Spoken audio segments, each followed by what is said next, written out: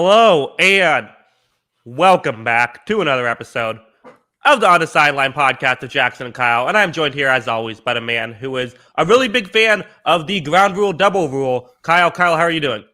I'm doing great. I've been basically drunk since noon, and it's been a good time. So I am ready for this show. I am locked in. It's been an awesome Boston sports day. Yes. Davis Mills did have a good day against the defense, but maybe we'll talk about that in a second. So for those of you who are watching live, you might notice, hey, there is still a game on because the Bills and Chiefs game got delayed.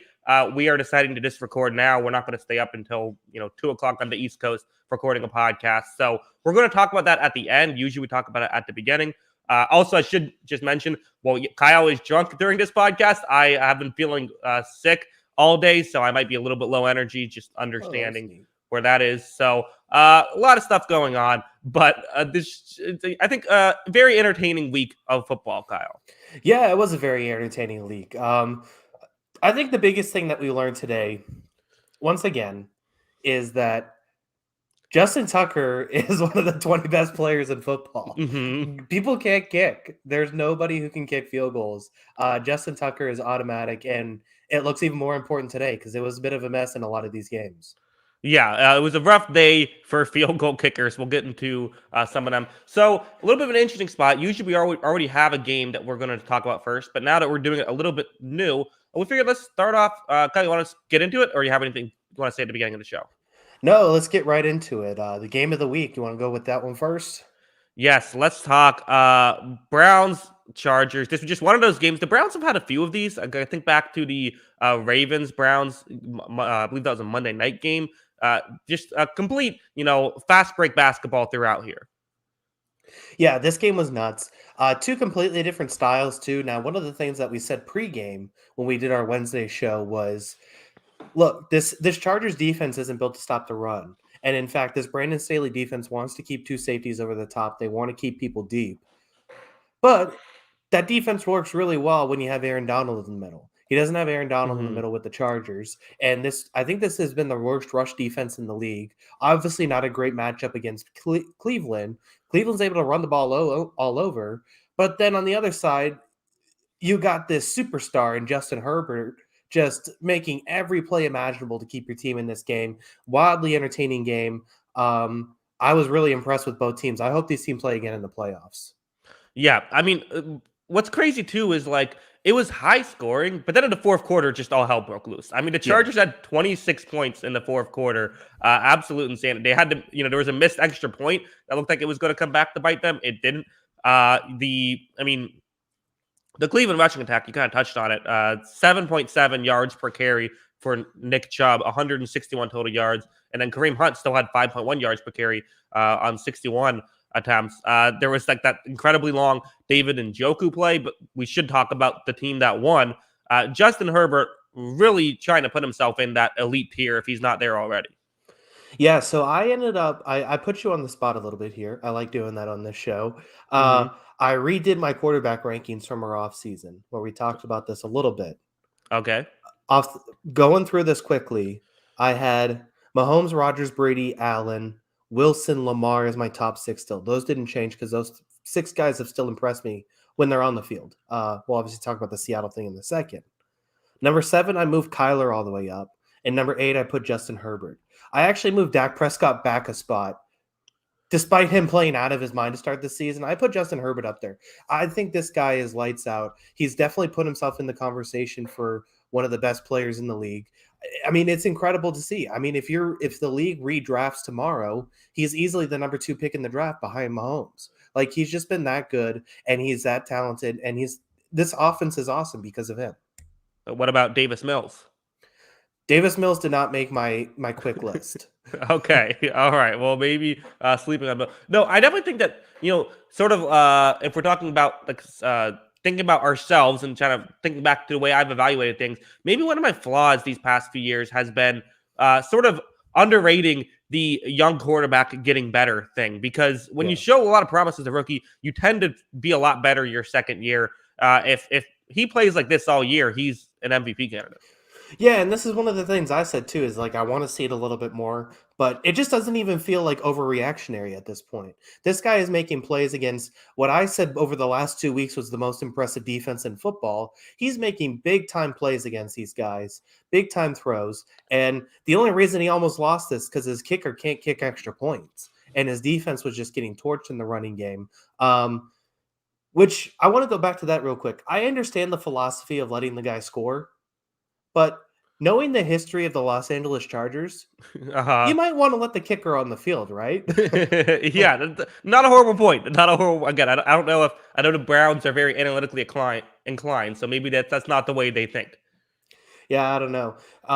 I guess my one thing about this, I thought Baker was really good in this game too. I thought it was a good bounce back game for him. He did have the big touchdown, like you said, and obviously Chubb and Hunter, phenomenal. They're great players.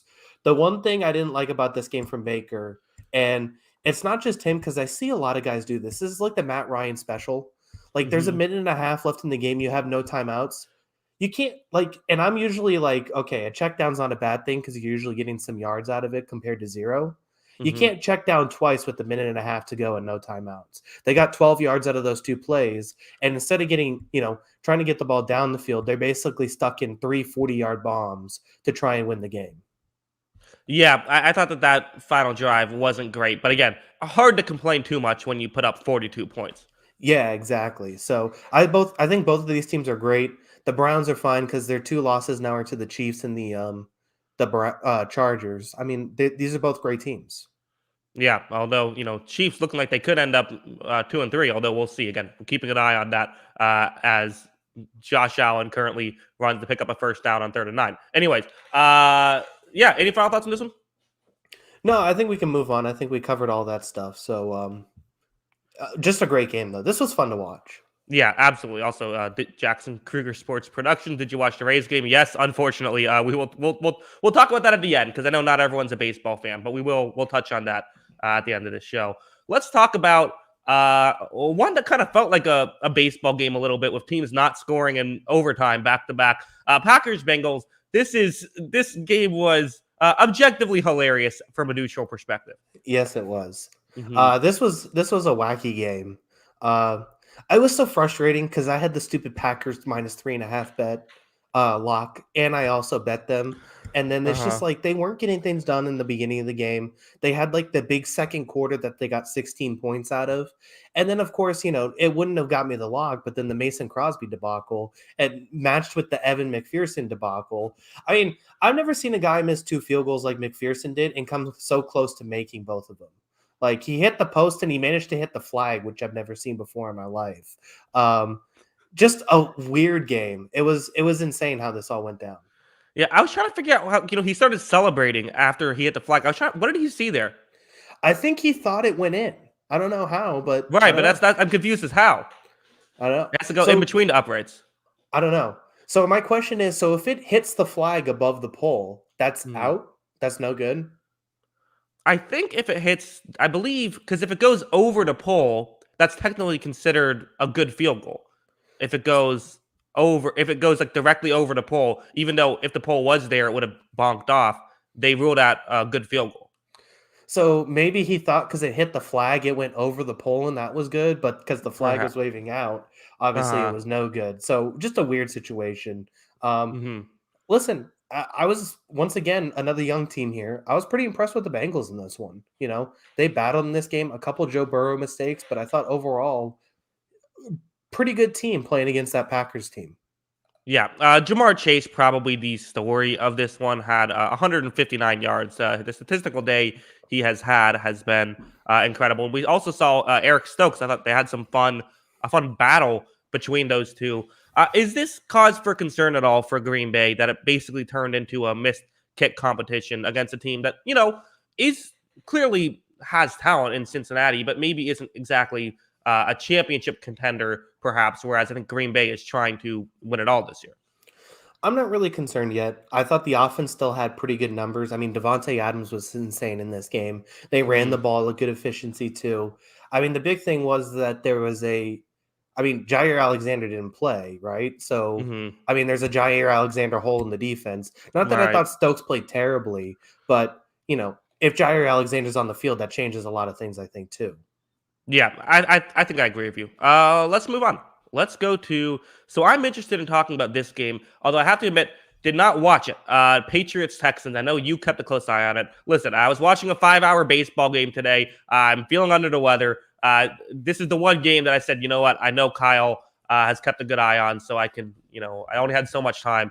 Kyle, to me, the biggest question mark is how the hell did Davis Mills end up with over 10 yards per attempt against Bill Belichick, the guy known for rookie quarterbacks playing horrible against him? Well, there is a lot of misplays here. I mean, we'll start with the defensive side because of that. I think that basically everyone besides Matthew Judon should be ashamed of how they played today.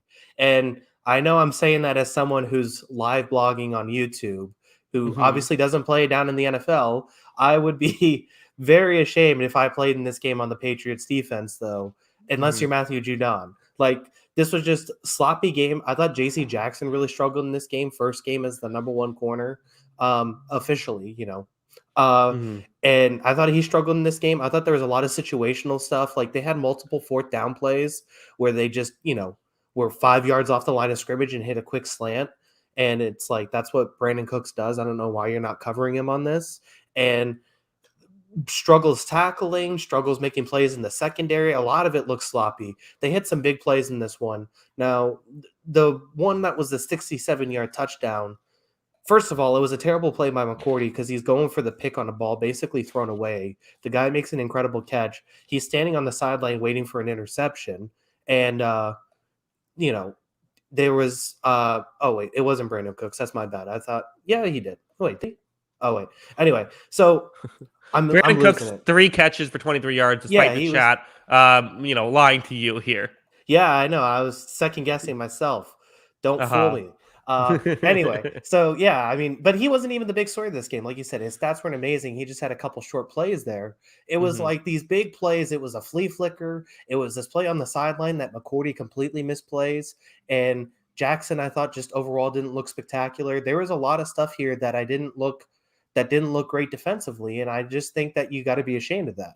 I thought they were bailed out by the kicker not looking good for Houston and missing some big kicks. And yeah, I mean, they didn't deserve to win defensively, I thought. And so you're talking a lot about the Patriots. My question is, like, percentage-wise, how much of this was good Texans? How much of this was bad Patriots?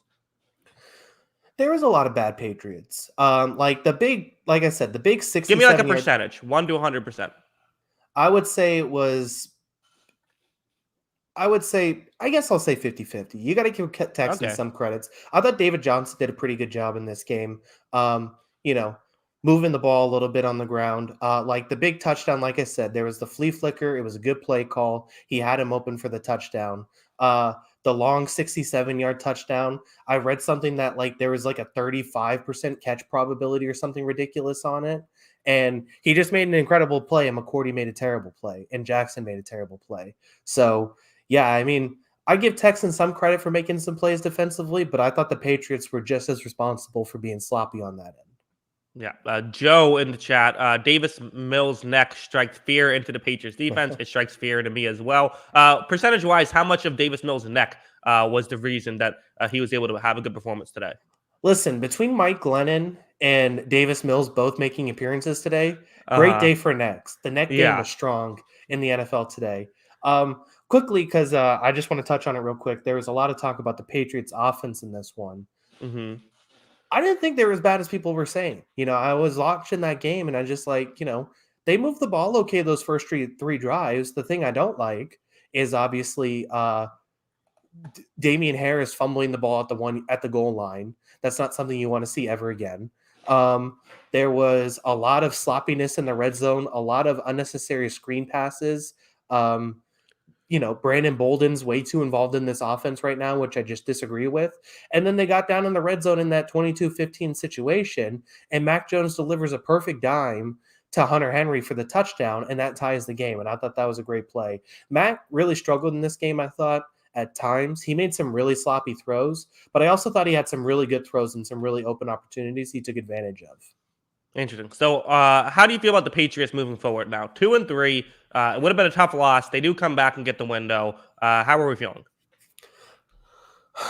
Still to be determined, because the thing I have a problem with is like I see a lot of this stuff with New England, and I'm like, okay, this is not this is not the normal New England Patriots who make this many mistakes, who put the ball on the ground, make sloppy plays defensively. This isn't what New England does. But now we have 5 games of evidence that this kind of is who New England is right now. They're sloppy, they turn the ball over, and they make some mistakes. And if that's who they're going to be across the field, then I don't like this team, because this team isn't Kansas City that can, still drop 35 even if they make a couple mistakes and get sloppy with the ball. So I think that they need to be a little bit better on that side. If they can clean up some of the mistakes, I still think this offense can move efficiently enough if they let Mac do some things, a little more stuff. And I still think that they can be good, but they need to put this stuff together and figure out some stuff. Yeah. All right. And maybe if they just had like an elite corner, maybe that could really change the dynamic of this team. Stephon Gilmore would be nice right now. Yeah. Come on, Kyler. They'd have to give up so much draft capital to make that happen. Let's move on. Yeah, let's talk. How about let's go Lions Vikings. I tweeted this out. The Lions are simultaneously the most unlucky and lucky team I have ever seen in my life. So many things go their way and then don't go their way. Absolutely incredible game. Minnesota Vikings win a game on a last-second field goal. That doesn't happen too often. Kyle, what were your thoughts on this one? I feel so bad for my guy Dan. He's in the press conference crying, and I almost want to cry with him. I'm such a big fan. I don't even care. I mean, listen, this Lions team, I'm frustrated with both of these teams, because the Lions, it's like, you did the whole breakdown. I saw your video on that of the last play for Kirk Cousins. It's like, you just got burned on this play like 3 weeks ago, and you're going back to the same call defensively, and Adam Thielen's wide open. It's just like, I don't know. That was really frustrating. Obviously, it was a really frustrating game, I thought, overall for them. And then they got the final touchdown. So it sucks for the Lions, because like you said, this isn't a good football team. And even if they lose all these close games, they're also like missing opportunities because there's just not talent there. It's not like they're missing opportunities because they're super unlucky all the time. It's also because the lack of talent across the board. But you do think that they're eventually going to win one of these games, and they just haven't won one of these close games yet. So I think that was tough for the Lions. I think on the Minnesota side, I don't know. I saw a tweet, and I feel like it's fitting, and you've kind of alluded to this a couple times. This Minnesota offense feels like a Lamborghini. I think the tweet said that's driving at 30 miles per hour always. Like, there is so much talent on this team that they have no business scoring 19 points against Detroit. There's just no business for that, right? Right. I mean, there isn't. And, you could argue part of that is turnovers. They did turn the ball over twice, so that kills a couple possessions. But we just saw Justin Fields and the Bears offense light up the Lions defense. We've seen teams have success against the Lions defense consistently. There's no reason you should be running the ball 27 times to throwing it 34. Like, you shouldn't have a 50-50 thing here, especially with Dalvin Cook out. If Dalvin Cook is there, okay, well, there's at least an argument. Like Alexander Madison, I like him as a halfback, but the best part of your offense is Kirk Cousins throwing to Justin Jefferson and to Adam Thielen. Adam Thielen, only 2 catches in this game, although one of them a huge one. I totally agree. I think that there's the coaching here, and this is the biggest reason why, even though I love the talent of this team, I was kind of hesitant to picking them making the playoffs because of the coaching, and it has come back to bite them here. Yeah. I completely agree. I think it's really frustrating. And, this was a team I almost locked up this week. And it's like, but I just look at it and it's like, I can't trust this Minnesota team. I can't trust them to do what they have to do. This team's good enough to be a playoff team. There's no reason that this team shouldn't beat out like New Orleans for a playoff spot in my book. But because of, like you said, some of the decision-making they have at the coaching level, I just don't think that they're going to do it. Yeah, although hey, you escaped with a win, right? And so Yes. that's the hope is you've beaten Seattle with Russell Wilson. You had Arizona on the ropes, and you had Cincinnati on the ropes. So there's still some hope. They play Carolina next week. Kind of two teams that I'm a little bit still have a question mark on. Should be interesting. Let's move on. Let's go there. Let's just go talk Carolina. I mean, this was just it was an odd game. Both defenses both offenses could not get out of their own way. Neither quarterback was very good in this. There's some ugly numbers on this one. I mean, Jalen Hurts, 198 yards on 37 attempts, no touchdowns and a pick. Sam Darnold, 177 yards on 37 attempts, 1 touchdown and 3 interceptions. Both defenses played well. Neither quarterback played well, and the Philadelphia Eagles won. Yeah. I mean, it really just came down to the defense kind of made more plays, right? I mean, whether it was Darnold or not, they got the ball 3 times. They got 3 interceptions, and that was the big thing. I mean, I don't know. So it's like we had 3 teams that were 3-0 that were like, are we sure about? And they're all now 3-2. And the Panthers are one of those teams. So and then all the talk about Darnold, it was what, 5 picks in the last two games. So without McCaffrey, he looks like Sam Darnold. It's as simple as that. So I mean, I'm not sold on either one of these teams still. I still think the Panthers have some good stuff about them, but yeah, I mean, you can't make that many mistakes and hope to win a football game. I mean, listen, I'll say about Sam Darnold the same thing I said after week 3 when, Panthers fans all got mad at me for not being willing to accept him as our Lord and Savior just quite yet. I'm not willing to write him off after a couple of bad weeks either. Like, this is a small sample size. You have a 17-game sample size, so we're going to use that. So I think he deserves to, at least get a little bit more stuff there. But, like, yeah, I mean, it wasn't good. Like, the 3 interceptions were all 3 his fault. And you could argue, well, the situation was tough. Eagles defense played well, but that's also going to happen. And this was my issue with Darnold when he played for the Jets, is that I acknowledged the situation around him was horrible, but he also made things harder on himself and on his team. And the reality is, with competent quarterback play, the Panthers are 4-1 right now. Yep. No, I completely agree. I mean, I think he did a bad job today. I think it's a little critical of Hurts. I thought he was all right. I mean, he showed flashes. I'll say that about him. Yeah. I thought he was all right, basically. That's all. But I mean, at the same time, it definitely wasn't his best performance of this year. Yeah, I don't think either quarterback was a complete mess, but definitely disappointing from what we've seen. I mean, I also think this does kind of come down to a couple of plays. Like, I think back to, there was a blocked punt that allowed Philadelphia to take the lead. There was also Carolina had a situation where the snap went over Jalen Hurts' head. They're standing on the ball in the end zone, cannot pick it up. Hurts gets back and knocks it out of the back of the end zone, gets a safety instead of a touchdown. Couple of those things go Carolina's way. They win this one. So you do have to factor that in there. I think the Panthers are good. I think their defense is for real. I think that this might be a rebuilding year. They might be a year away. Yeah. And I think that's kind of what we said. I mean, I think I even said that in the NFC South podcast, that this is a team building good things, but they need another year. And it still looks like they need another year. Hassan Reddick was really good in this game. He had both of their sacks too. I thought he was fantastic.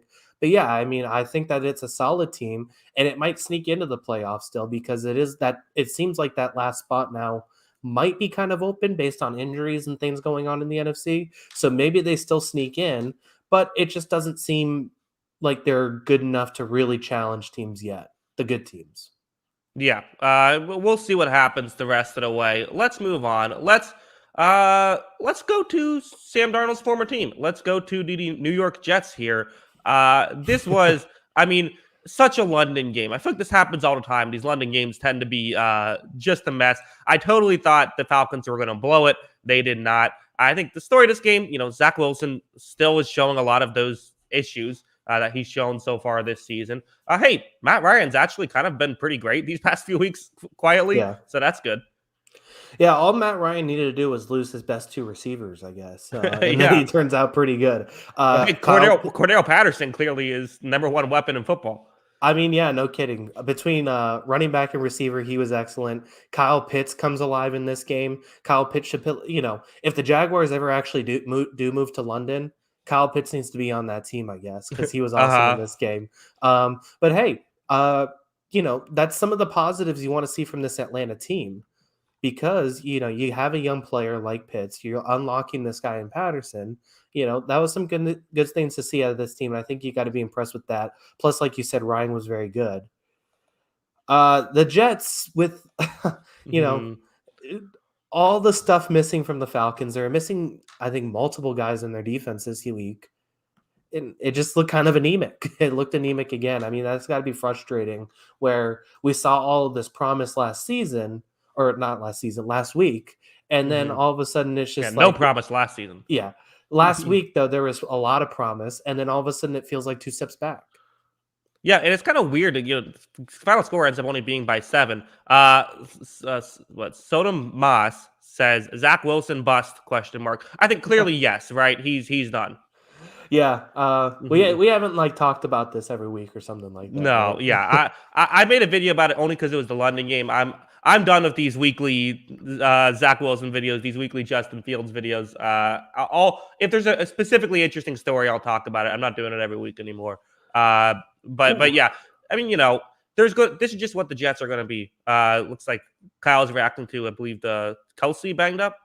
Yeah, took a bad hit. That was an easy flag. So, um, yeah, I mean, look, he's going to have some good games. He's going to have some bad games. I thought this was a game he could have taken advantage of, but obviously there's a whole lot of variables to this. I mean, this is probably the first time he's ever had to think about leaving the country for a football game. I'm sure Uh, that adds a little bit of stress to it. And I mean, it's definitely frustrating, but yeah, I mean, they battled back in the second half. Like you said, it's surprising this is only a 7 point game because it felt like it was like Falcons by 30 at one point. But, mhm. you know, there's definitely some things to build on. Why are there Jets and Falcons fans in London? Like you get to choose your team when you live overseas. Why would you choose? Why would you actively pick out? I get if you're born into it. You know, I was watching this game obviously, and I had the sound way up for some reason because I'm a lunatic. Uh Um, huh. and they just like I saw this one hit that ended up being called a roughing the passer on Matt Ryan, which was a bad call, but it was a pretty big hit in the backfield. And then the crowd in the stands just start going crazy. I'm Hmm. convinced like European people who watch football treat it how we treat like WrestleMania, and they just want like big uh collisions and people like getting hurt, and they start going crazy over that. I'm pretty sure that's how they treat like American football. Okay. Well, I like that. I like that idea. All right, but love the international games. Always a lot of fun. Let's move on. Let's Jacksonville go. next week. There you go. Jacksonville has like a big fan base there because they always get stuck going. Uh, Yeah. I almost said let's go to Jacksonville. No, we're not going to Jacksonville now. Trying to push that back as far as we can. Let's talk. Let's just talk about how about the Mammals taking on the Buccaneers. Is I feel like I've said this like 6 podcasts now. Is Tom Brady really in the MVP consideration at 44 years old? Yes. Yes, he is. I mean, Uh, this is a defense that had basically like annoyed the hell out of everybody for like 2 seasons. And they start the game in man to man, doesn't work. They go to zone. That obviously is never going to work against Tom Brady. He just mhm. crushes this team. He doesn't just end the turnover record. Oh boy. He doesn't just end the turnover record. He just eviscerates it. He completely eviscerates the turnover thing. Just completely destroys this defense. And it was ugly quick. I mean, it looked bad. Yeah, I mean, listen, the Dolphins' offense kind of sputtering here and there. It's what they've been doing all season. It's not really that big of a surprise. I think the bigger surprise was, and it wasn't just Brady. I mean, this receiving core just completely went off. Evans and Antonio Brown with over 100 yards and multiple touchdowns each. Chris Godwin with 70 yards as well. When you have those 3 guys, even the best secondary, maybe the best secondary in football, probably the best man-to-man secondary in football really struggled, and that just kind of goes to show how scary this team is. And again, we saw the Chargers, or excuse me, the Rams have success against the Buccaneers offense, but that's really been it since the bye week last year. Hmm. Miles Gaskin put the Dolphins' offense on his back. That's pretty funny. So, yeah, I mean, it was a really impressive performance of the Bucks. Antonio Brown, still one of the 10 best receivers ever. I continue to say this. I mean, he's incredible. Still at this stage, he basically took a crossing route and just ran past everybody. I mean, he's a Against Xavier sensation. Howard. Yeah, incredible football player. Hmm. For all, you can hate him for a lot of stuff, but he's incredible at football. So, uh, Hmm. I mean, yeah, incredible stuff from them. Yeah, the Buccaneers actually have a Thursday night game against the Philadelphia Eagles, so that should be interesting. Yeah, yeah. I mean, we'll see how this team turns around Mhm. quickly. I mean, this felt like a get right game for them, though. Yeah, I think so as well. Miami Dolphins, they're not good. Any any thoughts on them whatsoever? They're in a rough spot, and this team's not going to be good this year. Yeah, seems like this is the punt year for Miami. But maybe next. Hey, who knows? Maybe in the draft you'll have an opportunity to get like a generational quarterback. Like a Justin Herbert type quarterback. One of those guys. Well, you had to throw that in there. You're just mad at the Miami fans coming at you for the prediction that's not going to be right. No, I'm just kidding. Right. Horrible prediction when I said, hey, 6-11, maybe a bit optimistic at this point. Yeah. Honestly, at this point, there's a lot of bad teams in football though. Right now, we've discussed a few of them. And it's funny too because I've been wrong about so many predictions, but it's like the one I got the most criticism for, I completely nailed. Yeah, that's true. So, none of us know what we're doing. Yeah, exactly. It's all a game. Yeah, exactly. That's the fun of sports. If we knew who was going to win, wouldn't it be interesting? Let's go here. I don't know why, but let's go Niners Cardinals. That one jumped out at me. It was a 7-point game. Trey Lance looked I felt like he looked sort of raw. I thought that he showed some promise again. He did show the negatives that we've seen, but I do think his rushing was nice. But Arizona staying alive here, staying undefeated. It feels very bizarre that we only have one team that went 4-0, but Cardinals currently 5-0. Yeah. I thought Lance, like you said, he was okay in this game. It very much seemed like that they were basically in his head that like, hey, if your first read isn't there, don't be afraid to move it on the ground, man. It didn't seem like they want him like breaking down the reading the defense too much in the backfield. So I thought it was a solid game for Arizona. Speaking of like older players being phenomenal, JJ Watt, phenomenal again. He was really good in this game. 3 quarterback hits. He had multiple deflections, it seemed like, in the line of scrimmage. I just thought he was all over the place in this game. And Arizona's defense can win them games. It definitely seems true that this defense can win them games when the offense isn't spectacular, because the offense at times wasn't spectacular in this game. And yeah, I mean, the Kyler stuff is obviously, as people are talking about, troubling. Yeah, I mean, I thought the 49ers defensive line did play very well. Let's remember that was a big part of their team when they went to the Super Bowl a couple of years ago. I mean, nothing going on the ground game for Arizona. Their leading rusher was Rondale Moore, to kind of show. Rondale Moore had just an absurd catch in this one. He didn't do a ton else outside of that, but he had that one really nice catch. And again, Cardinals just did enough. Yeah. I mean, they did just enough, and DeAndre Hopkins continues to be incredible. This is a guy who might be the best 50-50 ball catcher in the league by far, and he had another one that it's like, I don't even know how he saw the ball. The guy was right in front of his face, and he still just jumps up and catches it for the touchdown. Good stuff from Arizona. I feel good about this team. Yeah. I had a thought about the 49ers, and I don't know if I believe this yet, but I wanted to throw this by you. We gave the Packers so much criticism for drafting a quarterback in the first round when they had a championship contending team. Many felt as though the 49ers have a championship contending team. They spent 3 first-rounders on a quarterback who was a backup quarterback for them to start the season. Do they deserve any criticism for this or no? I don't know.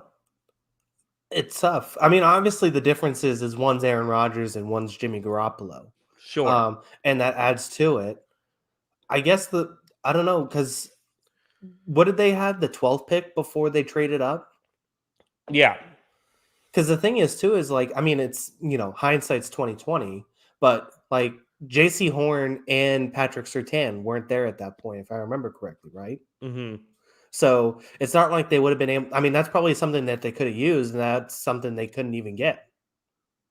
Yeah, I just thought it was an interesting idea. I don't know if I like.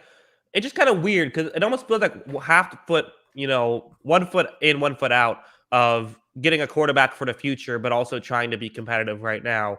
But I don't know. I figured it'd be an interesting. Maybe let us know in the chat what your thoughts are on that. Also, I see people are confused about the injury thing. Kyler Murray hurt his right arm, his throwing arm, but did return to the game. So hopefully it's not too serious. But again, when he was banged up a little bit last year, it affected him. So we'll keep an eye on that. Any final thoughts on this one? No, I think we just about covered it. Like you said, Cardinals 5-0. I really like what this team's doing right now. Yeah. All right. Let's go to Giants Cowboys, the battle of the NFC East. We saw Mike Glennon in the game here. I think, probably the biggest story from the Giants' perspective is Kadarius Toney. Why the hell wasn't he a starter for the first couple of weeks? He's basically doing everything right except for throwing punches right now. Not great aim on that one. Yeah, bad punch and also ejected from the game because of it, although the game was over. Um, Yeah. I gotta say, so you're completely right about this. Like, so they have to would you trade either Slayton or Shepard at this point?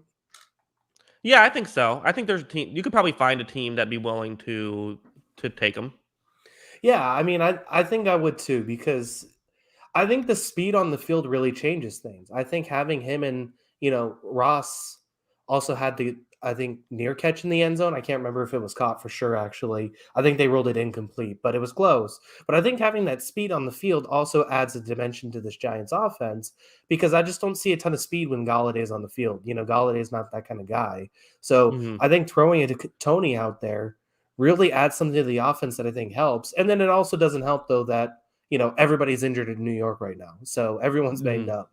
So Yeah, I guess my confusion is why the hell. So if you didn't watch, Kadarius Toney 10 catches, 198 yards. They ended up only having a total of 294 passing yards. So over half going to Tony. My question is, why do you draft him in the first round and then not start him for multiple weeks and then basically get forced to start him and then he ends up doing well? Like, how do you not look at this as a huge negative from the Giants coaching staff that they bungled this so much? I completely agree. I don't know how they Mhm. looked at this and said, "Hey, we have three receivers better than him right now." There's no Right. way. They just simply do not. He's that talented. Yeah. The flip side, Dak Prescott ends up with a great stat line. I didn't even think he didn't even have his best day. I didn't think, but he was still, this Cowboys offense is chugging along, and Prescott still was good. 300 yards on 32 attempts, 3 touchdowns, 1 pick. And the running game, Elliott and Pollard both over 5 yards per carry. I know Elliott went down at one point in this game, but offense doing good stuff for the Cowboys. Yeah, I mean, this is a pretty wild season for them because the offense, like you said, is fantastic. The defense getting turnovers. Trayvon Diggs, obviously, with another interception. Now, so the Trayvon Diggs talk is funny because he's on Hmm. pace to give up like 1,100 yards on plays he's in coverage, but he also has basically an interception or more every game. So, I Hmm. mean, do you live with, I think I saw he was on pace to give up the most receiving yards in coverage since the Pro Football Focus era, since 2014. Okay. But he's also probably going to lead the league in interceptions at this point. So do you live with giving up a bunch of big plays if he's just going to take the ball back a couple times? Yeah. So he's the Jameis Winston of cornerbacks, I think. Basically, yeah. I Hmm. mean, honestly, he's got fantastic ball skills though, so give him a ton of credit for it. Yeah. I mean, I definitely say I would live with it. I mean, he turned the ball over a game. That does a lot more good than, although, and I don't know. I haven't really studied his game too much to figure out exactly what's going on, but I do feel like I've liked what I've seen from him. And this Dallas team as a whole, their defense has consistently looked better. Although, again, playing Mike Glennon this week, kind of, not maybe the best week to showcase that. No, no, not at all. But I mean, still got the job done. Where are you at? I guess confidence wise for this Dallas team. Do you still feel like this is just a division winner? Do you feel like this team is going to make the noise in the NFC? Do you feel like they're actually Super Bowl contenders? Where are you at?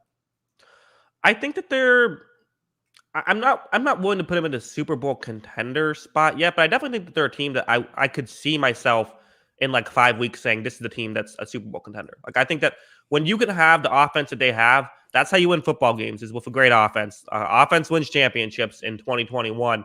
And with an offense that can basically do whatever, they can attack your weakness, whatever you're doing, they'll do the opposite. It's a really, dare I say this, Mike McCarthy, Coach of the Year candidate. Could we throw this out there? I mean, they've been doing an incredible job. I think that I want to see a little bit more of their defense still, but as a whole, yeah. I mean, they played. I mean, we've really only seen. I mean, well, then again, they held Tampa Bay to 31, but that was kind of a couple turnovers. The Chargers only scored 17, but again, kind of a bit of an odd game. But it's looked good so far. Through 5 weeks, if they continue playing this way, they are Super Bowl contenders. Yeah, I think I agree. Obviously, if this team's 10-1, you have to take it seriously. But we'll see a Hmm. little bit more of them. See if they can hit that level. Yeah. All right. Let's move on. Let's go Bears Raiders right here. I don't know what's the bigger story here. I think the bigger story is who are the Las Vegas Raiders? Yeah, I mean, honestly, they just. I mean, I don't want to like question like another human being or anything like that, but it just didn't look like they wanted to play today, right? Like honestly, it looked like they didn't want to be out there. They looked like they were getting bullied at the line of scrimmage by the defensive line. Now, granted, this offensive line has struggled a lot this season. They were getting bullied by the defensive line of the Bears. The pass catchers, Brian Edwards and Darren Waller, had huge drops in this game, and it Mhm. just looked like that they were getting beat up by a team that's not very good in my book, but is now 3-2. So I don't know what to think of them.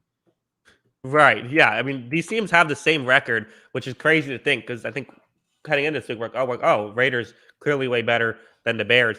Um, Bizarre. I mean, I guess let's start with this. Let's start with a positive. I thought Fields looked solid in this one. I didn't think it was I didn't think got too much to do, but I thought that he did good stuff when he was in there. I thought the running game worked very well. Their offense wasn't incredible, but really what this Bears team has done with great success is on their defensive side of the ball, they can shut down your running game while playing two safeties deep. And that's something that I talked about. I'm worried about their cornerback room, but when you have two safeties deep, it makes that easier. And I didn't really expect their defensive line in front seven to be this good. It's been great so far, and it's keeping them in games. Although I'm a little bit, I called the Bears good last year, and I got burned by that. I'm not quite sure I want to go there again. Yeah, I think I agree. I think this front seven is good. I think that Fields can make plays. I think he's going to have more opportunities to make plays in later games too as he develops. Um, Mhm. but yeah, I mean, I'm not ready to say that this team is, challenging anybody yet. They might be a fringe wild card team, but I just don't know. Like, I still think if I went through the NFC, I still think I like 7 or 8 teams more than them. Yeah, I think again the Raiders. I just don't understand. They beat the Ravens, and I guess you look at the rest of their schedule. They barely beat the Dolphins, and they beat the Steelers somewhat confidently. But like maybe in hindsight, beating the Dolphins in overtime shouldn't have been the accomplishment that we gave them for. Although they did still beat Baltimore. Uh, but I mean, is this team just kind of what we thought they were preseason? Like they weren't covering well in this one, and like their coverage has sort of been one of the biggest benefits of one of the biggest good parts about this team. They really struggled to run the football, and they're a team that wants to establish the run. Well, you have to be able to get more than 3.2 yards with Josh Jacobs to do that. Yeah, I mean, I think this team's going to look back at this offseason and regret what they did to the offensive line. The Hudson move still doesn't really make sense to me. I mean, I think the Brown stuff is justifiable, obviously, because, you need guys on the field. You need bodies on the Hmm. field, and that helps. The Hudson move was weird, and it seems like it's kind of just killing them right now. This team can't block, and you can't block. You can't run the ball if you can't block, and I think it's hurting them. So yeah, I mean, I think that they're really regretting that because they can't move the ball as effectively offensively without that consistent ground game. And yeah, I mean, like you said, it has to be a little more consistent on defense. Yeah, and another flip side is with the Bears. Like, how many times have we now said, "Man, they couldn't get the running game going"? Team X couldn't get the running game going against Chicago, even when there were two safeties deep. Like Chicago, they're just good up front. That's an aspect of this. Yeah, yeah, I definitely think we have to take that group seriously. I think Mooney is a real guy too. If they can string together a couple like decent offensive games, I'll start to believe in this team a little more. But I just want to see a little bit more out of them. Yeah, should be interesting. Any final thoughts on this one? No, we can move on. All right, Buzz. moving on. Yes, thank you. Got the quick mute the mic button there for me. Get rid of that. We'll go to. So we got a few games left. Let's actually, let's talk about the one that just ended. The Bills Chiefs. Why don't we? We said we're going to talk about it at the end. It's close to the end. 45 minutes in. Kyle, your Super Bowl pick is looking like the best team in football right now, the Oh my Buffalo Bills. gosh. They're getting turned. I mean, I didn't believe that they would be able to do the same things defensively they did against everybody else against the Chiefs. And then they went Uh, out and did the same thing defensively that they did against everybody else. They got turnovers, they got stops on third down, they made big play after big play. And I mean, That's just on the defensive side of the ball. Never mind the offense looking awesome. Josh Allen's hurdling guys, just making big play after big play. Dawson Knox is like climbing up the tight end ladder. I mean, this is a legitimately great football team that's looking like it. They've got to be the most impressive team of the season so far, right? Maybe besides Arizona. I think Buffalo's number one because we know what they're. I mean, again, they lost to Pittsburgh. That's very funny. But I think Buffalo's number one because of what they're doing on the defensive side of the ball as well. Buffalo has looked like a complete team where Josh Allen had a rough day. And I guess the one concern is, hey, could bad Josh Allen, rear his ugly head in the playoffs? Like, that's kind of maybe a concern. Their running game still hasn't been good. Josh Allen was their leading rusher in this one. Also had just as many carries as Zach Moss, who was their leading halfback rusher. So that's kind of an aspect of this. But other than that, like I feel like I'd definitely rather a team with elite passing attack, elite secondary, and good front seven over a team that maybe has a slightly better running game. Like this Bills team has been incredible. Yeah, I mean they've been really good. I mean when have we ever seen Patrick Mahomes at 5.03 yards per attempt? Like Patrick Mahomes is flirting with the Gabbard zone in this game. I mean that's just insane. I know he threw the ball 54 times, so that adds to it. But that's just something that we just never see. And the Bills are doing that. They're doing that against everybody. Like I said, the defensive DVOA out numbers on this team before the week were insane. And obviously it was bad quarterback play they were going against. But they just did this against the best quarterback in the league. And I thought it was wildly impressive what they were able to do in this game. I thought it was wildly impressive what this offense was able to do too. I'm just really impressed with this team. Yeah, I mean, and even if you want to take away you could try to argue, well, Buffalo won the turnover differential 4-0. The flip side is, yards per play, they had 8.1 to Kansas City's 5.0. They had a bunch of those deep shots down the field, which kind of takes us to our other point. Where are we on the panic-o-meter on a scale of 1 to 10 for Kansas City in terms of winning the Super Bowl? Because I'm ready to say like a solid 7. Yeah. I don't know if I'm ready to say 7 yet. Okay. Where are you at? I'll put it at a 5. I'll put it at a 5 out of 10. I'm concerned that this defense cannot cover anybody. I think they had one interception in this game towards the end. So I guess he got that going for you, but they can't cover like the Dawson Knox touchdown, just shouldn't happen. That kind of thing. A tight end should not be open 40 yards downfield with literally nobody around him.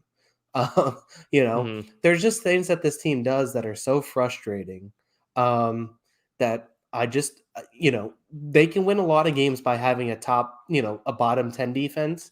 They can't win a lot of games by having a bottom 3 defense. And I think right now they have a bottom 3 defense in the league.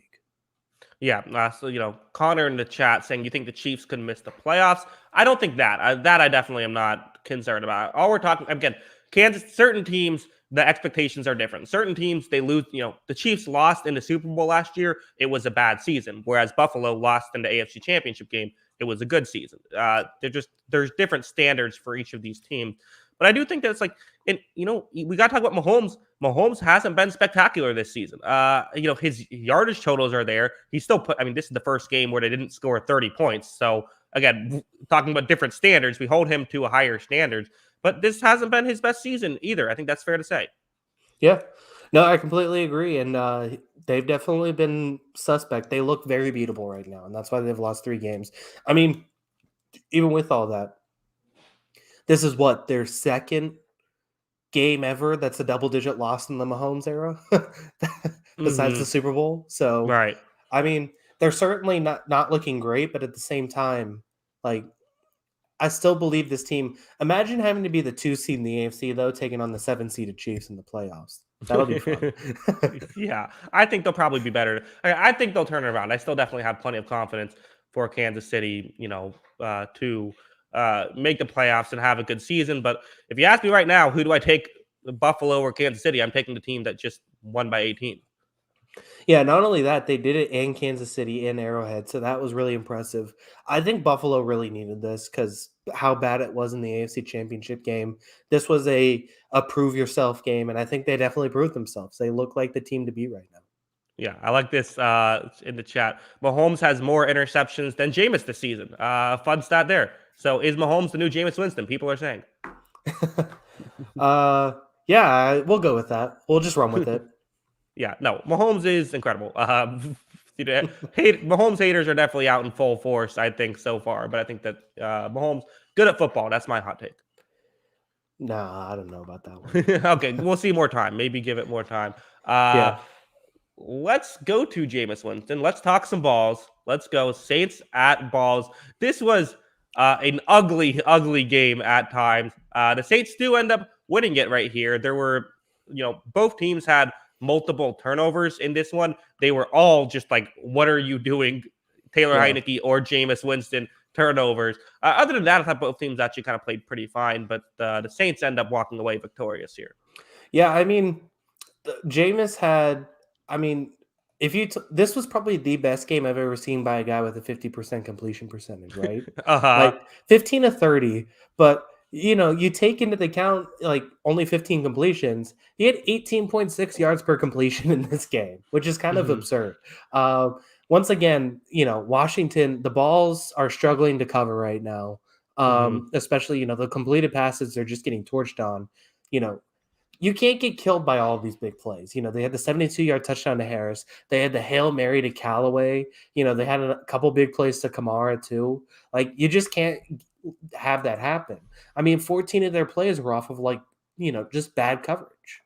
Yeah. The bright side is, we've talked about the linebacker struggling to cover for Washington. Well, we found out Cole Holcomb can at least catch a ball if it's thrown directly at him. So they got that going for them. Yes. So, I mean, yeah, I don't really know how to feel about either of these teams still, right? Like, they're just kind of wacky. Like, and I guess that's what you get for having Taylor Heineke and Jameis Winston as your quarterbacks is some wackiness. But I just I like a lot about both of these teams, and I also don't trust a lot about both of these teams.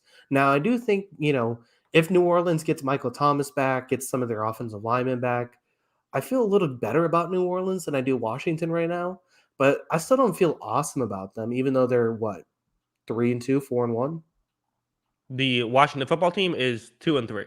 No, New Orleans. Oh, New Orleans. Yeah, they're 3-2. 3-2. Yeah. So even though they're 3-2, if they get some of those guys back, maybe it adds a little bit of an identity to their offense, but I'm just not seeing it right now. Yeah, it's tough. The nice thing is that, again, they have the high upside, right? I remember talking myself into this when Winston was with the Buccaneers of, hey, just get into the postseason. Hopefully Winston gets hot and goes on a run, has 4 great games, which we've seen him do, and get that to work. I think the Saints are probably going to be an up and down team all year. I think that Washington's just not very good. I think that their coverage unit, it's interesting because, I was thinking about, we always talk about how turnovers tend to vary year in and year out. But I was also thinking, coverage tends to vary year in and year out, and coverage tends to be a pretty high correlator to how many turnovers you're going to get. Maybe it's hard to, know if you had good coverage last year, are you going to have good coverage this year, even though obviously it's very important. It's certainly a possibility. Yeah, I mean, I don't really know, like I said, it just doesn't seem like the linebackers are covering well, but I don't know why exactly, if they're just not good or if it's something beyond that. One of the things I have noticed is they have Landon Collins playing deep a lot.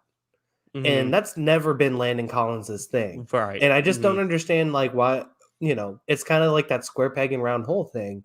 Like, if you're going to have a guy like Landon Collins, I think he's good at a lot of things, but deep coverage safety is not one of those things that he's really good at.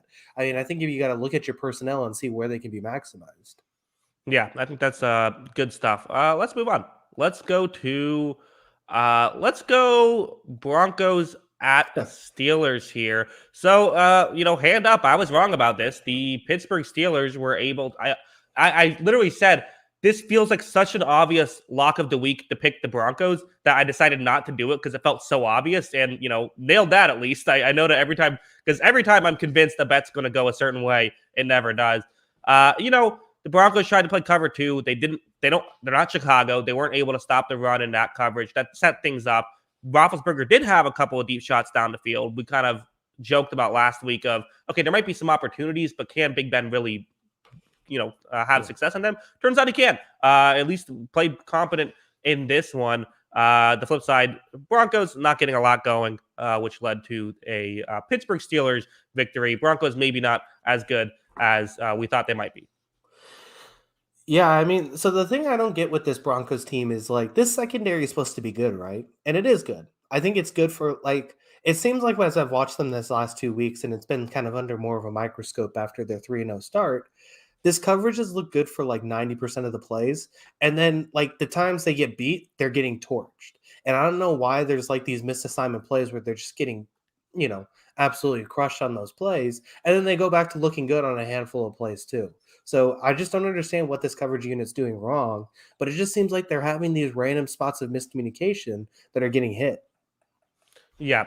Also, I should clarify something in the chat. People are saying that Anders Pete stepped on Jameis's foot on the interception, which is kind of why that makes more sense. I'll have to go back and watch that, but maybe I'm being too harsh on Winston for that one.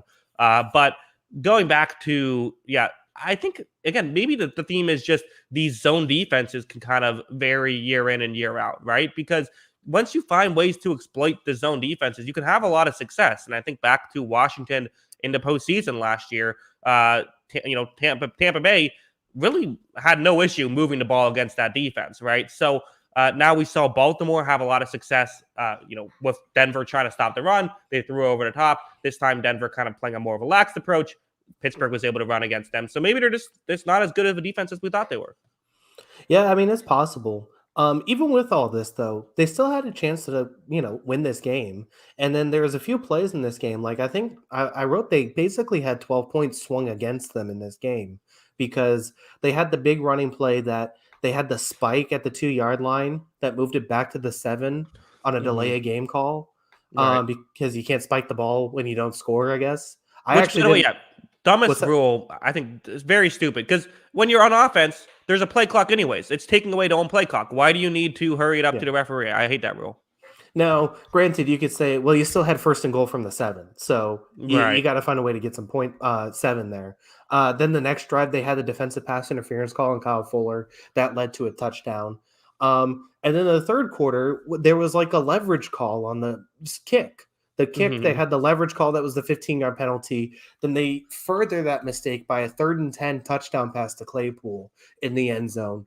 I mean, just constantly shooting themselves in the foot. I'm not saying that they should have won this game or anything, but there was a lot of issues with this game that, just a lot of mistakes that when you're trying to mount a comeback like this after a slow start, you're not going to win games that way. Yeah. So Luke Brown asked, Broncos equal frauds, question mark. Next week, Raiders play the Broncos. Is this, I think, let's put the flag in the ground right now. Loser is officially a fraud. I guess so. Yeah, we'll have to go with that. So I guess I want to spin this question a little bit because I mentioned it a little bit earlier. Which team do you feel best about going forward? Broncos, Panthers, or Raiders? All Broncos, 3-0 Panthers, starts. or I think I would probably go to Raiders because I trust a good offense more than a good defense, and they still have Derek Carr, right? So that's probably why I lean there. But I don't know if I think any of them could make the playoffs. I don't think any of them could make a deep run, at least not from what I've seen through 5 weeks. Yeah, I think I agree. I think the Raiders, I mean, I picked them to make, I think they were a fringe playoff team in my book before the season. And I still think they're kind of in that boat. They got to figure some stuff out over these last 2 weeks to clean it up a little. I don't know. I definitely think of those three, I'm least confident in Denver. I think that's kind of how I feel. So what do we make of the Steelers? Do they suck or do they not suck? They kind of suck. Okay. They played the Russell Wilson-less Seattle Seahawks on Sunday Night Football. Nailed it, schedule makers. Got perfect. Yeah. I mean, there's winnable games on their schedule, so they could certainly do that. I mean, obviously after that they have at the Browns, but Bears and Lions, they have, the Titans that certainly haven't always looked convincing. The Vikings obviously haven't looked convincing at times. I don't know if it's a great team. I mean, they've only scored 27 points once this season. This was the highest scoring output they had this year. I don't know if it's a great team, but maybe the thought of them being like one of the 5 worst teams in football was a little overblown. Yeah, maybe or maybe not. We'll see. Let's talk about that Thursday night game. The Rams taking on the Seattle Seahawks. I thought it was a fun game. It was kind of one of a weird games where I believe the score at the end of the half was 7-3. and it Mhm. was kind of like, but like both offenses were playing really well. It was just kind of like one of those weird games. I think that Matt Stafford looked very good against not a great Seattle defense, and unfortunately, Seattle lost their most valuable player in Russell Wilson, and that kind of even though Geno Smith actually played all right coming in, it just he's not Russell Wilson. Yeah, unfortunately, it looks like we're gonna have another season of Russell Wilson not getting an MVP vote. Sorry, Chris Uh Collinsworth, but huh. Right. you know, Geno Smith came in and had this drive of the century where I think he went like 10 plays and scored a touchdown, and then Uh looked like Geno Smith the rest of the game. huh. So I mean, Right. it, it's a tough situation for them. I think they're in a really bad spot because this defense hasn't performed since week one. The pass rush hasn't been there like it was in week one, and yeah, I mean I think they're going to struggle the rest of the season. Honestly, I don't see a lot of wins in their book without Russell Wilson out there. Yeah, I think Seattle's dead. I think that they're done. Yeah, I mean, I did when I said Seattle fourth place in the NFC West. I didn't say Mhm. it as Russell Wilson's obviously going to get hurt, but Right. now that looks like a genius take. Right, yeah, Yeah. you nailed it, Kyle. Say you maybe workshop and be like, oh, I did bring up Russell Wilson takes a lot of sacks. Something could happen. We can, no one listened to our old shows. You can get it. Well, one of the things I guess I will circle back on this a little bit because Uh one of huh. the things I did say is that with the Seattle team, there's like two or three guys on this team that are super important to what they do. And Hmm. they cannot lose one of those three guys. And it's Yeah. basically Metcalf, Wilson, and Bobby Wagner. They lost one of those three guys. I don't know how it's going to get better from here on out. Yeah, no, that is fair. I remember you saying like the DK Metcalf, Tyler Lockett, and Russell Wilson thing. Like one goes down, they're in trouble, and now they're really in trouble. Flip side, Rams are good. Deshaun Jackson is apparently back, so that's interesting. And Robert Woods, 150 yards as well. Rams are good at football. Yeah, I mean, they can really throw the ball. Yeah, Deshaun Jackson, I guess, is just back to his I'm going to have one catch for 60 yards a game again. Yeah, Just, really good stuff from them, especially, kind of a slow start to this game. They figured things out in the second half, got things going, and did what they had to do. yes. Rams next 3 weeks: Giants, Lions, and Texans. So congratulations on the 7-1 Los Angeles Rams. Watch out for those frisky Lions, man. Dan Campbell's coming for you now. they're gonna barely lose that game, and it's gonna be so impressive. Yeah, pretty much. You can All basically right. chalk up a 21-20 loss. Yeah, there you go. Titans, Jaguars. Jaguars not the best. Titans good bounce back week. AJ Brown coming back. Seemingly, he didn't have a huge impact necessarily, but they only threw the ball 22 times because Derrick Henry 29 carries, 130 yards. He kind of, no pun intended, carried them in this game. Henry's done a lot very well against not the best Jaguars defense. Lawrence continuing to, I think, show improvements. James Robinson actually with an incredible stat line of 18 carries, 149 yards. So that's good. And the Jaguars actually outgained the Tennessee Titans in this one in terms of yards per play and in terms of total yards period. 6.9 yards per play to 6.0. But the two turnovers definitely played a factor in Tennessee's win. Yeah, I mean, I think the positive from this is Trevor Lawrence had a lot of good moments in this game. You feel good about that. Hmm. Um, so Lawrence is developing. I will say, hindsight, like I said, is always 2020, but it didn't make sense at the time. So I feel like I can go back and look at this and say, why did you do this? Okay. Trevor Lawrence tries to, scrambles, runs for the end zone. They rule it a touchdown. Lengthy review. They rule him down at the half-yard line. You had this long review to decide you're going for it on fourth down. And James Robinson has 1 billion yards in this game, and Carlos Hyde's in the backfield. Like, Yeah, that's tough. I just don't get it. Like, why would you do that? Why would you put Carlos Hyde back there? Now, granted, the play was kind of blown up. Like, I think he ended up at tackled at the 10-yard line. But it seems weird to say, hey, here's our best offensive football player right now. Let's not put him on the field on the biggest play of the game. Yeah, I mean, they spent one of their first round picks, getting a replacement for James Robinson, who's been like their most valuable player this season. Yeah. Very weird stuff. I actually thought this was kind of a quiet 130-yard, 3-touchdown game from Derrick Henry, but Hmm. he had 130 yards and 3 touchdowns and Right. continues to show why he's basically the offensive player of the year, whatever he wants to be. He's incredible. I thought Tannehill had a pretty good bounce back game in this one, and the defense made some plays too. So good stuff from the Titans. They needed to bounce back, but it is against the Jaguars.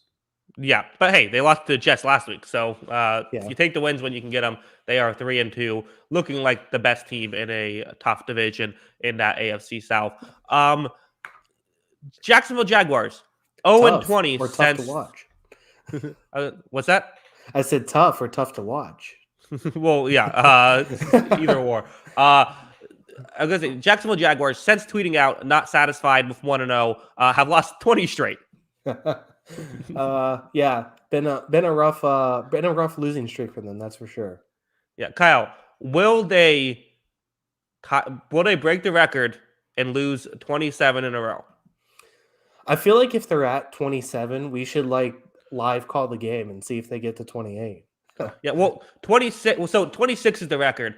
So 27 would break the record. The 26th game would be against Atlanta. That would be a great one to see if they can win it or not. Yeah, I mean, I don't know. I mean, like I said, I think that there's things to take away from this that you feel pretty good about. Um, but you're still 0 and 5 and losing a lot of football games. So, Yeah, I mean, it's never good to say you've lost 20 straight football games. right. To play the Dolphins at London next week, so maybe there's a chance to pick up a win. The London Jaguars, they got the home field advantage there.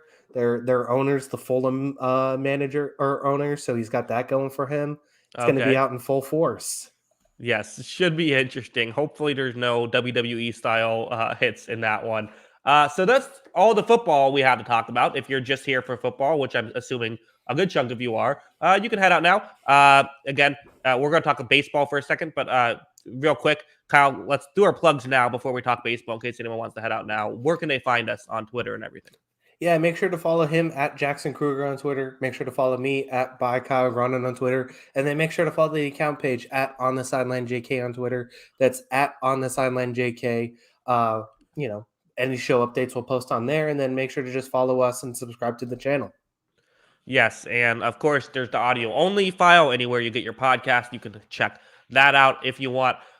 So there you go. All right, Kyle. Let's talk Rays Red Sox. This was a tough loss, Kyle, for my Tampa Bay Rays. I'm assuming you had very different, emotions in this one. And I want to start off with this.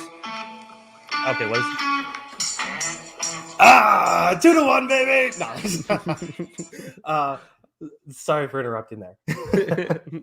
No, that's fine. Glad you're happy. I am happy for you. I think that I don't think the series is over. I think that there's No. still a very real chance that, to me, game 4 feels like a 50-50 game. I think that some people are saying that, the Rays have used a lot of their bullpen. That's kind of just what they do, though. Like, I think they'll be fine back to back. I think that, to me, it feels like kind of a 50-50 game. And then game 5, I actually feel like I thought the Rays would probably be favored in that with McClanahan available to go with that one. But I mean, basically, my biggest frustration. Let's start off with the call. I think that's the biggest talking point of this one is the ground rule double.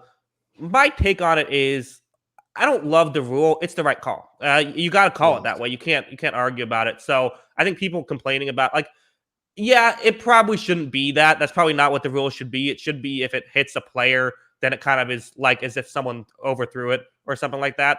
And I'm of the belief that ground rule double, just let everyone score except for the player who hit the double. Like everyone, if you're on first, you just automatically score because most doubles work that way. And why are we disincentivizing, why are we making it that players don't want to field the ball? We should make it that if it goes over the fence, it's a good thing, not a bad thing. But the Rays can't complain about getting hosed by any calls. Like they had they've scored, this great offense, historic offense, whatever, scored 5 runs in 22 games. That's why they lost. Yeah. I mean, look, I mean, It's a weird play, obviously, and that adds to it because I saw a bunch of people complaining, well, next time the ball's in the outfield, you just throw it up there. You just throw it in the stands so they can advance 2 bases instead. Like, Mhm. no, there's rules against that. There's a different set of rules for different situations. I would say the rule is a little bit vaguer than it probably should be, Yeah. because it doesn't. It should at least explicitly say you may not intentionally knock it over. That probably would be a better thing. Yeah. Yeah, so I mean, the thing is that yeah, so it's certainly a frustrating play. The one thing I was thinking about when this play happened though, and I was watching it and I'm like, this is probably the only stadium in the world where we have issues with this play because that right field wall is Hmm. so short that if it bounces off the guy's hip, there's a good chance that it's going to bounce over the wall. So Right. it's this weird situation of like you can't set a certain set of rules for just Fenway Park or anything, or I guess you can because they have the catwalk thing in Tampa, you know. uh But so there is just it's just this weird situation that it managed to happen that way, and it happened at the one park where the ball could basically bounce off him and over the wall, and the Rays kind of get screwed by it. Now, obviously, you can't say, well, does Pavetta stay in that game if he's on third base with a run scored and all that kind hmm of stuff. The good news is we won 6-4. So even if that run does count, obviously, like I said, you don't know what happens after the fact, and that obviously could change everything if it's 5-4 with a run around third. But hmm there's also the possibility that hey, the next guy just gets out, and then Vasquez still hits the home run, so it's 6-5. Yeah, it's impossible to know. Yeah, The reality is it's a complete wild card. You can't say that the Rays would have won had it been ruled a run. You can't say they wouldn't have won. As a Rays fan, it was devastating because I thought it was a home yeah, run right off the play because I saw it go over the fence, and then on the replay, realizing that it wasn't a home run, just a brutal thing there, and then to lose it, and you knew they were going to lose it the next half inning. Like you knew it was over yeah. once that got ruled. And but again, to me, it's like, hey, Brandon Lau, maybe get a hit this series. You know, Mike Sanito, don't go like 0 for 5 with 5 strikeouts, all with bases loaded. That's what it felt like. Uh, the Rays have no one to blame but themselves, I would say. Yeah. And the Red Sox are kind of fortunate too because they were hitting the daylights off the ball, Hmm. managed to only get 4 runs across the plate. All of a sudden, Robles comes in and the whole game changes. So it's just this Hmm. crazy game. Then all of a sudden, it's 4-4. Wander Franco is a nightmare to go up against. Hmm. So it was just kind of a crazy game. Really exciting game. Obviously, a thrilling finish. That play at in the outfield was wild. And Vasquez steps up, comes up with the big play on the first pitch, and it was almost ominous because Vasgersian's like, "Oh, there have Right. been 7 walk-off home runs by catchers in MLB postseason history." First Hmm. pitch over the monster, and it's all Yeah. that.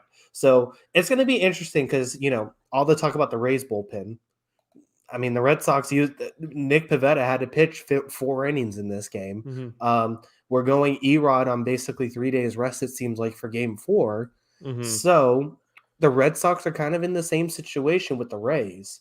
Um, I will say the one thing that kind of seems like one of the things that Alex Cora isn't afraid to do is put starters in the bullpen situation.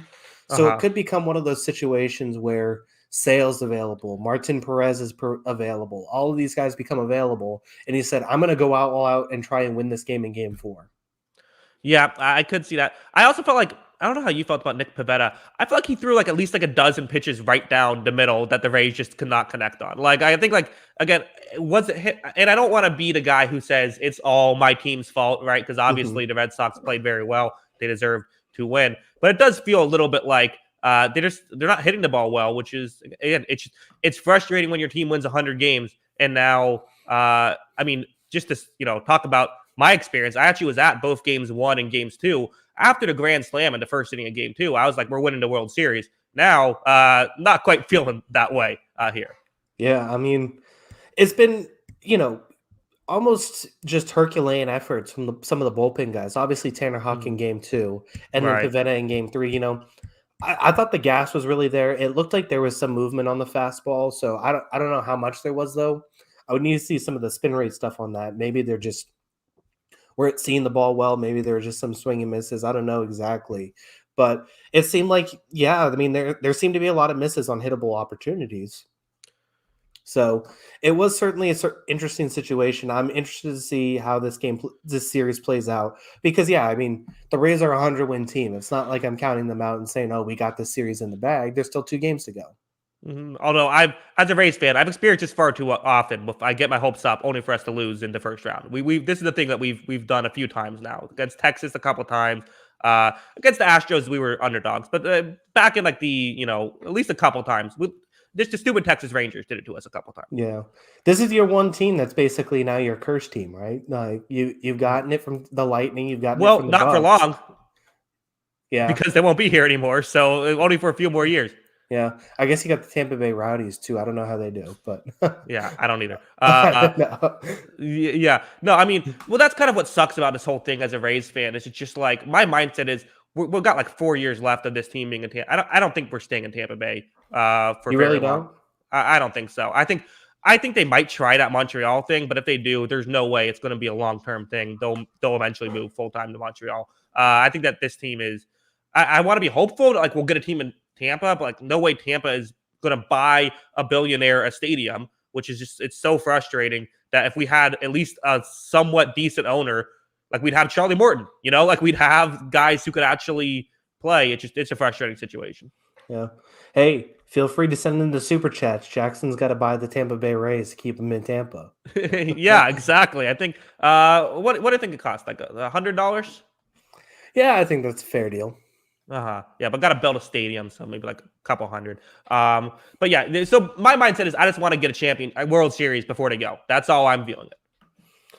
I think that's fair. Yeah, Mm-hmm. it's certainly going to be an interesting series. Like you said, I don't think it's over. I think both of these teams are really good. Boston is just hitting the brakes off the ball right now. I mean, Kike Hernandez hit on 7 straight at bats up until Yeah. getting out the last 2. Mm-hmm. We're just crushing the ball. I think game 2 we had 20 hits. It seemed like we had 10 by the 4th inning in this game. Mm-hmm. So I mean, that's basically 15 innings of work with 30 hits. Yeah. That's insane numbers. Yeah, a total of 35 hits in back-to-back games. And what's annoying about the series more than anything, Kyle, is it feels like the Rays bat for 2 minutes and then the Red Sox bat for 30 minutes every half inning. It's infuriating. It's just the Red Sox just do such a great job of grinding out at bats, of getting singles, just getting on base, making stuff happen. They're a good team, and without the COVID stuff, they probably win more than 92 games. So, like, I think. Although one more thing I have to say. As a Red Sox fan, maybe this will hit a little too close to home, but I, for the life of me, cannot figure out why people are saying that if the Red Sox play the Astros, they would root for the Red Sox because of the Astros cheating scandal. Like Alex Cora is the manager of the Red Sox. So why would you? I don't understand. Like what? Like, the fact that people can't forgive Jose Altuve, who had very little to do with it, instead of the guy who did the whole scandal. I don't. Is that am I crazy there, Kyle? We'll welcome any Red Sox fans, man.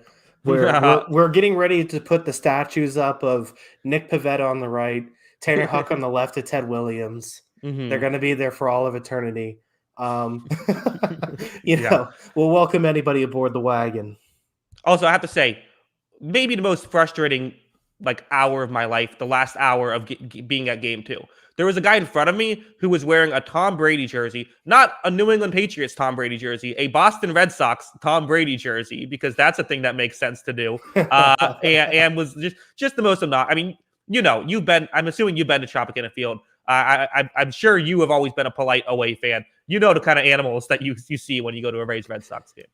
I mean, the thing is I've been an away Boston fan my whole life, so I'm not annoying. I'm annoying in the confines of my own home. I'm not annoying elsewhere. So I definitely think that's something that I have a little bit of an etiquette about. But yeah, I mean, I will say the snowbirds basically is what they're called. The Northeasterners that relocate down to the Gulf Coast, Florida. That's a rare breed of person. They've been some interesting people over there. That's for sure. Yeah. I think I agree. Well, hey, it should be a fun game for neutral fans. You and I will surely be a nervous wreck. I had a point during this game where I shouted the F-bomb so loud I was worried the neighbors heard me, and I realized I had to stop shouting so much. My dog started barking at me because I was too loud. Vasquez hits the home run, and I just start screaming. And then my dog tells me, "Hey, keep it down."